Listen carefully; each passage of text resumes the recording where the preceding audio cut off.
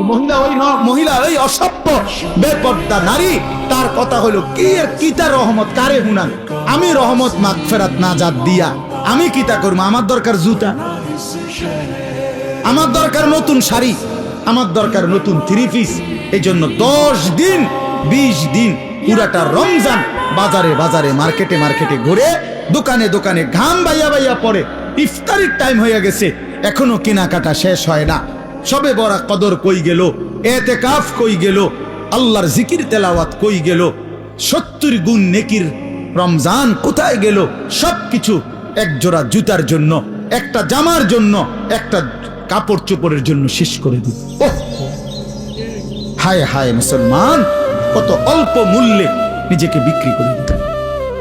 আখিরাতটা কত, আল্লাহর এতগুলো নিয়ামত, আল্লাহর এতগুলো অফার প্রত্যাখ্যান করো।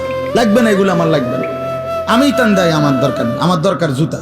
আমার যাতে ফেরেশতা নতুন জুতা কিনা রাখছি, যাতে আমার জুতা দিয়া ফিরতে পারে ফেরেশতা।